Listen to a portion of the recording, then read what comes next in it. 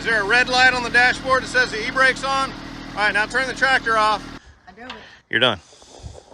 Good job, Kenny. You didn't crash it once. Nope, not even a little bit. Been good. Nobody died. This is a good-sized freezer. I mean, you'd fit in there. Both of us fit in there. I don't know if both of us would fit in there. If I disassembled you, we would. Whoa. That got dark. Hey guys, welcome to 3 Mississippi. Syd here. Today we are going to be water glassing some eggs because in the winter when your girls slow down as the daylight hours decrease, you're going to find yourself having to scramble to find eggs to scramble. So in order to have eggs, we're gonna make some shelf-stable eggs. And while my eggs are just going crazy out there in the coop, my girls are laying like bananas. I mean, they're not laying bananas, they're laying eggs, but they're laying like crazy. So now is the time to start getting these eggs in the jars.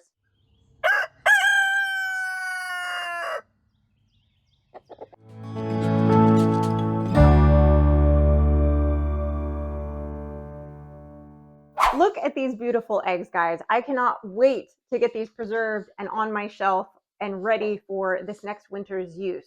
Before I show you how to preserve these eggs and make them shelf stable for over a year, yesterday we had to deal with moving our meat birds out of their brooder, cleaning it out and getting them reset up again, and getting some old freezer out of the garage and getting the new freezer set up, because today the steer meat is arriving. So let's take a look at that.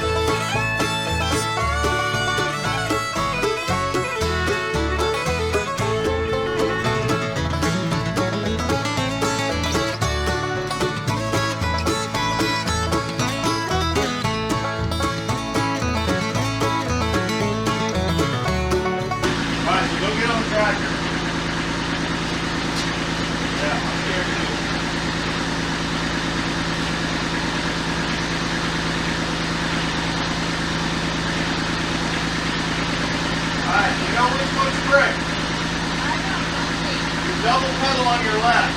That's your right. Put your foot on the brake. Push down. Alright, now, let your foot up off the brake. Down next to your right foot, there's a pad. It's a hydrostatic throttle. Rock forward or backwards. Okay? Set your foot on it, but don't push it forward or backwards. Put it right in the middle. Okay? Rock it forward slightly.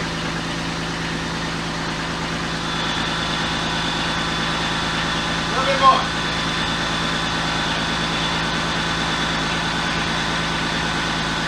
A little bit more. Go ahead and drive.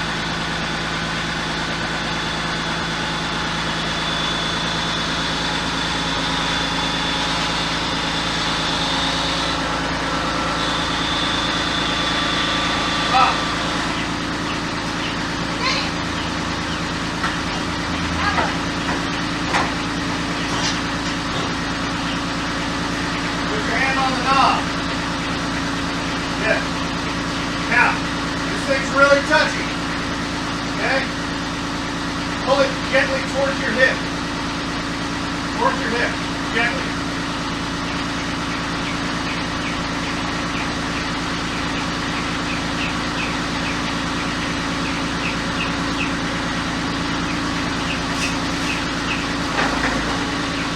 A little bit more. A little bit left, Jen.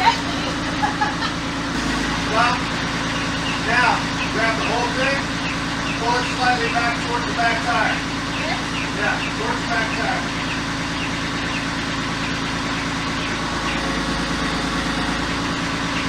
A little bit more. Okay, now behind that there's a black lever. What's that lever set on? It's all the way up? Yeah. Okay. That's your back implement. No, it's all the way up already. Oh. I'm just checking. Because if you try to drive with it on the ground, yeah. Alright. Now, put your foot on the hydrostatic pedal. Drop back onto your heel. Off the brake now. Off the brake.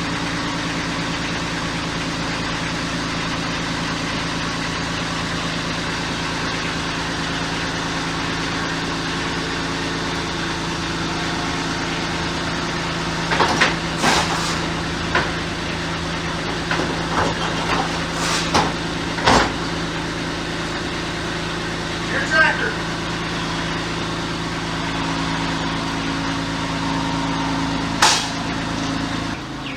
Where am I going?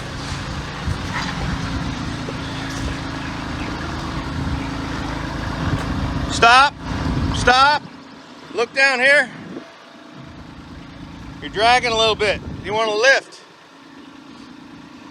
Yep. Yep. That's probably all right. Now, look over your left shoulder. You see that junk over there up against the fence? That's where we're going to put it. So you need to get this tractor turned around and face straight at that fence.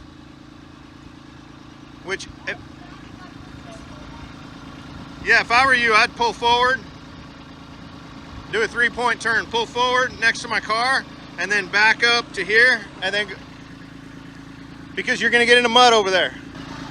No, don't go there, go there. You got plenty of room. See that knob right there? Pull down on it a hair. It's going to bog.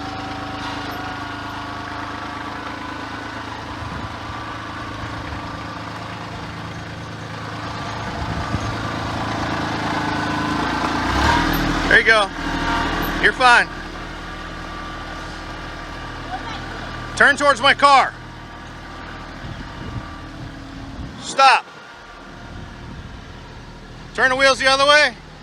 Good. Stop. Stop. That's too tight. Now back up. Check the front. Make sure it's not going to swing into my car.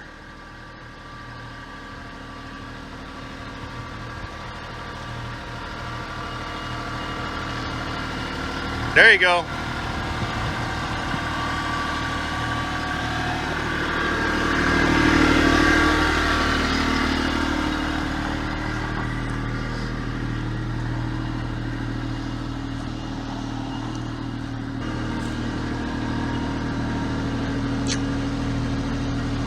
Keep going.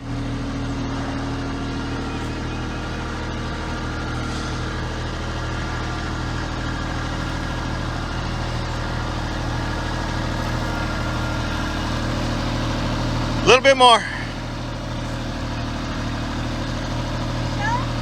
Yeah, like 18 inches.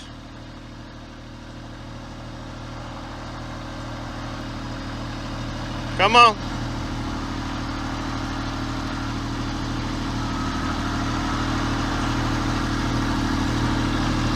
Okay, now grab a hold of that knob, push straight away from you.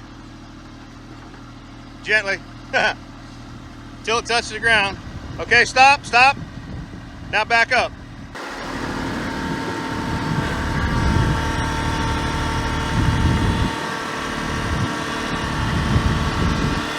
Stop. Grab a hold of your knob. Push away from your hip to the outside, gently. Yes. Good. Now back up. Nope, just back up the tractor.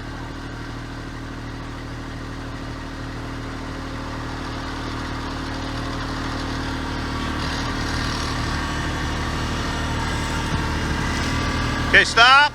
Grab the knob. Pull towards your hip, gently. towards your hip. Now pull back towards the back tire a little bit. A little bit more. That's good. Now go park it. Wherever you can get to without crashing.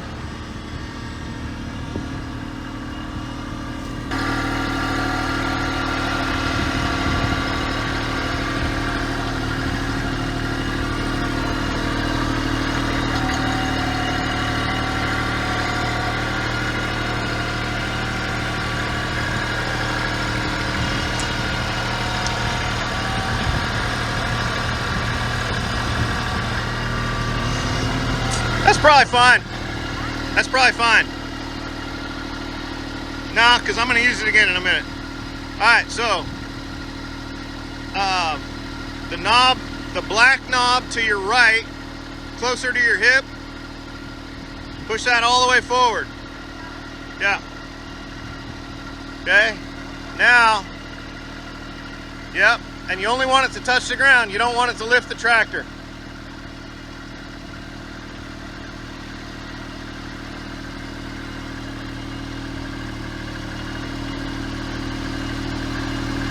Actually, here, I'll show you another trick. Go ahead and push the brake down, and there's a lever right next to your shin. Yeah, you got the brake. See that lever next to your shin? Push that down. Yeah. Let up on the brake. Is there a red light on the dashboard that says the e-brake's on? All right, now turn the tractor off. Now take that knob to your right that's sticking up and just push it forward, and it'll relieve any pressure that's still on the hydraulics on the front loader. Front loader, yeah. Nope, the front loader, that one. And do what? Just push forward. It just relieved any pressure that was on the hydraulics and set the forks on the ground. There you go. I drove it. You're done. Good job, Kenny. You didn't crash it once. Nope, not even a little bit. Did good. Nobody died. I think I didn't do too bad driving the tractor for the first time. That was pretty good. But guys, let's get into this water glassing these eggs. So the first thing you're going to need, obviously, are fresh chicken eggs. Now, what I mean by that is you cannot go to the store and buy a bunch of eggs just because they're on sale and think, oh, cool, I can preserve them for winter. If you're in a situation where you don't have your own eggs out your back door, or you don't have a farm locally that you can get them from that have not been washed, we'll get into that in a minute, you can take eggs from the store when there's a sale. You can break a bunch of them in a bowl, add a little pinch of salt, scramble them, throw them in a Ziploc baggie, lay them flat, and freeze them. And those will last in your freezer for a long time. And I've done that trick before, and I will probably do it with some of my dirtier eggs this year as well. But the reason that you don't want to do this with store-bought eggs is these farm fresh eggs have what's called a bloom on them. When your hen lays an egg, there's a protective coating that's on the outside of the egg, and eggshells are very porous. This coating keeps the air and bacteria from penetrating the shell, getting into the actual egg, and basically rotting it, causing it to go bad. So if you have washed your eggs or they've gotten excessively wet, or you've rubbed on them really, really hard to get dirt off of them, that bloom could be compromised. So you don't want to use any eggs that you went and pulled that were dirty. You want to find your cleanest eggs, because you want that bloom fully intact so they will preserve the best and last the longest for you. You also want to grab your freshest eggs. You want to be preserving them as you're finding them. So all these eggs that I have right here are from the last 2 days collection. You really kind of want to do it as soon as you can with your cleanest eggs. Once you get your jar going, you can add to it with your eggs until it's full and then set it aside. But you do want to kind of start the process so that the eggs are fully fresh, so that a year from now, or they say even 18 months from now, they'll still be fresh. Now, I don't know if my eggs would last 18 months, because during the winter time, whatever I'm able to save in these jugs, I think will go through in this winter time. I did order 4 of these that I intend to fill and save for winter. However, I feel like I might another 4, honestly, and that might get us through winter, because those slow months during the winter when they're not laying can be brutal, especially because that's baking season. You know, that's when you do the most amount of your baking during the holidays generally. So that's when you're using a lot of eggs. Important note too, guys, you can water glass your duck eggs, your quail eggs, your chicken eggs, whatever eggs you've got, as long as they are clean, fresh, and the bloom is intact. That's your rule of thumb, okay? Now this jar I have here is a gallon jar. Some people use gallon jars. This is a wide mouth, so that it's easy to get my arm into, and I can touch the bottom to get eggs out when we get to that point. A lot of people recommended starting with a half gallon, but I know us, I know how many eggs we're gonna have, and I feel like having a larger jar was a better plan for us. Now, it doesn't matter when we mix the preserve for this with pickling lime. The ratio is the same no matter how big the jar is. If you're doing this in a giant bucket, it's going to be the same thing. Okay, you're still going to do 1 quart of water, which is 4 cups, to 1 ounce or 3 tablespoons of pickling lime. Okay, now important note here, guys. Sometimes your tap water or your well water might have, you know, chlorine or some other things like that in it that could wear away the bloom on your eggs. So what you want to do is go ahead and use some filtered water to fill your jar with, or to mix your solution with, so that you're making sure you're giving your eggs the best chance of being preserved. So again, guys, this ratio of your pickling lime mix does not change no matter how large or small a container you are using. So 3 tablespoons into your quart of water. And we're gonna get that nice and mixed up until it's completely incorporated. It'll look a little milky. So all of these fresh eggs, I'm gonna go ahead and lay this on its side a little bit to get these in here. I'm just gonna place these all in here. I'm gonna try to kind of get them sort of pointy side down as best I can. I know it's not gonna be exact because this jar is gonna be right side up. But look how pretty this is gonna be when it's all done, because when you've got, you know, multiple colored layers like that, I mean, that's just the coolest.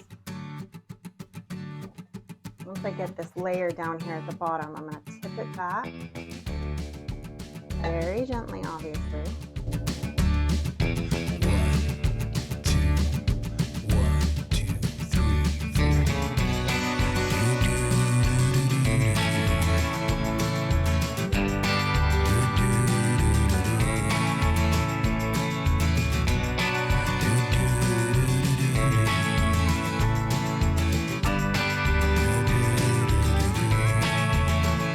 Now this is all the clean eggs I have right now that are fresh for today. It's also important to note, guys, that you want to make sure that these are unrefrigerated, that you've pulled them, you have not put them in the refrigerator yet, you have not washed them, you have not done anything to these eggs. They are just straight out of room temperature, nature's temperature.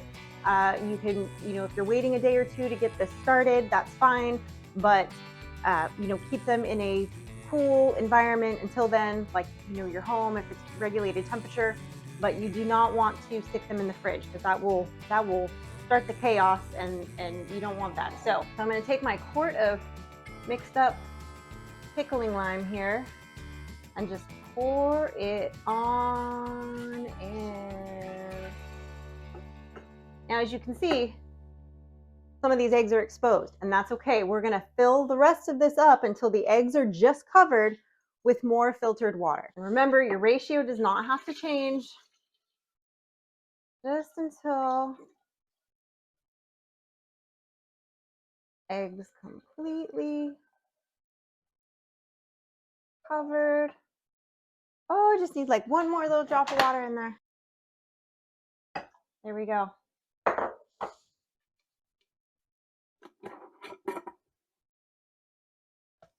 Now this is all sealed up, guys. Now the trick to this is, if you have an area in your home, maybe you have a pantry where you keep your jarred or canned goods that you've either made or purchased, you know, a cool, dark place, that is where you want to keep these. I'm very fortunate. We have an area in the living room right now that we're kind of using as our temporary pantry that doesn't really get any light. It's a dark corner, and it is cool in there because, you know, we have the modern air conditioning situation, which that's the first time I've lived with air conditioning, and it's wonderful. Uh, but that keeps things really regulated in here. This is going to sit over there on that shelf, and I'm just going to put a little note on here that this jar was started on today's date so that I know that this is when it started. I think I could comfortably add maybe half a dozen to a dozen more eggs in here. Right now we're at 2 dozen eggs in this jar. If I could get 3 dozen eggs in here, I think that would be wonderful. I think over the next couple days, I'm going to add a few more fresh eggs to this. And then in the winter, when it's time to open this back up and check them, we will see how well this did. It's always a little bit of an experiment anytime you do anything until you go to use it. You know, you can always tell when something's sealed. This is one of those things where you're just keeping it in a container with a lid on it in the dark, and you know, hope that you did all the things to keep it happy, but you really won't know till you crack an egg. But this will keep your eggs just being like the day they were laid, which is incredible to me that that's a thing. Absolutely incredible to me that that's a thing. And who'd have thunk it? You know, and I know that there's a lot of you know, there's, like I mentioned earlier about the freezing your eggs and scrambling them. I've done that in the past too. A lot of people like to just keep them kind of out on the counter or in, like, you know, cartons like this. They'll coat them clean eggs with mineral oil. Those last for 9 months at room temperature with just the mineral oil on it. It's basically like assisting the bloom. Important to note though, I probably wouldn't combine the two methods. I think this for long-term storage, because it does last so long. You know, here it is, beginning of spring, and I will be able to use these all through the winter and keep us knee deep in eggs. And that's super exciting. That's amazing. Would you prefer it basically sitting right here where you can come around behind it to get into this one? Sure. For now, that works.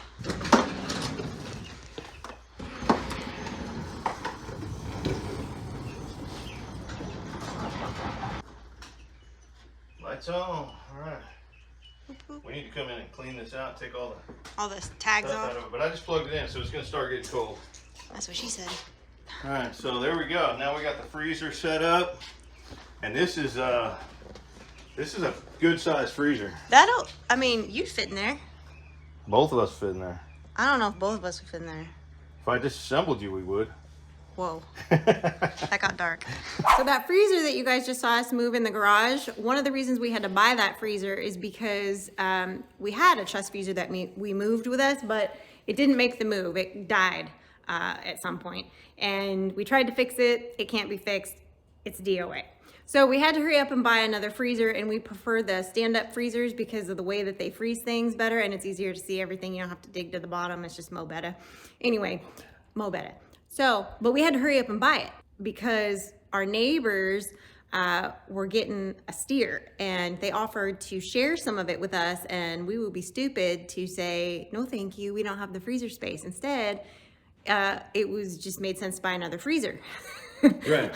So, Right. Because we needed it anyway. We've got, you know, birds that we're going to be processing, and we were already kind of struggling with freezer space. Now, keep in mind, of course, we pressure can and make things shelf stable, and we do all the things, but you still like to have a certain amount of freezer space. And when you initially want to be cooling things down and stuff too, you want to be able to stick it in the freezer. So that's why we had to do that. But we have some of these coolers that we got to clean out because he's going to be coming by to grab them so that he can go pick up the steer meat to come and deliver it, because he's a peachy fellow like that. So peachy. So there we go. So let's get to work. I feel like there's a body in here. No, I'm just kidding. Oh, sorry.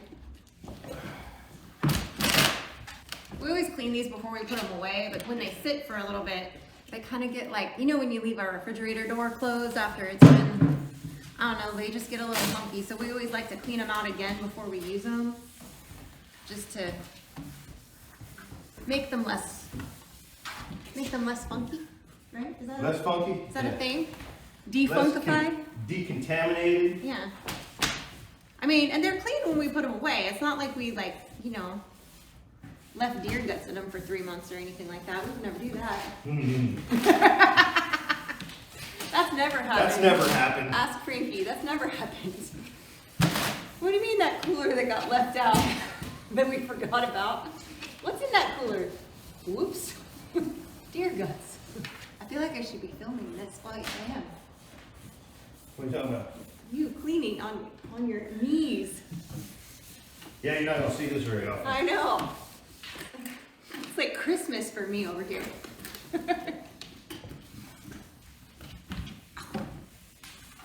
You know, I feel like I would like to design a cooler because I feel like every cooler I've ever used is designed wrong. Really?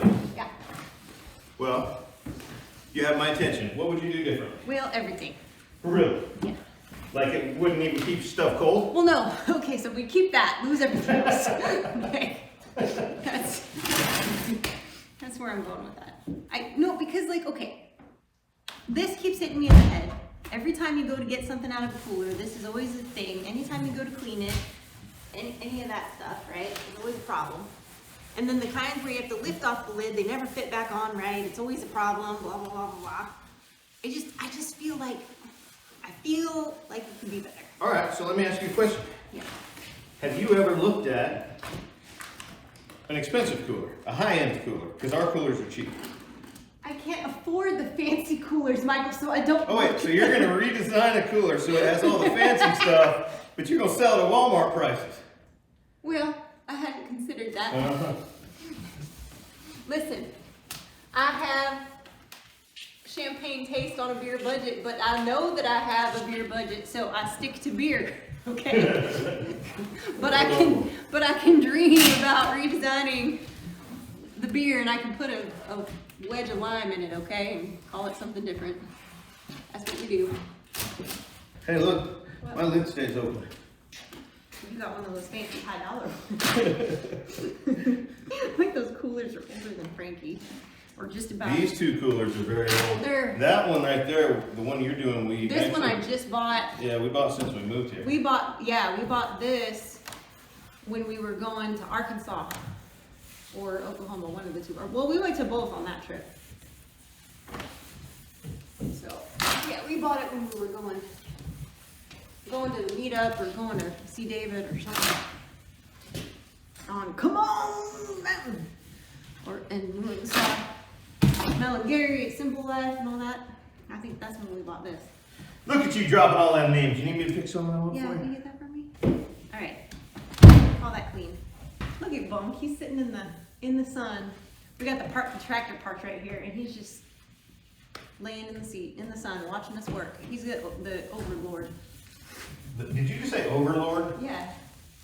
Is that the wrong? I was thinking supervisor, but No. Well. He's the overlord. Here, wipe it out with that when you're done, so it's not.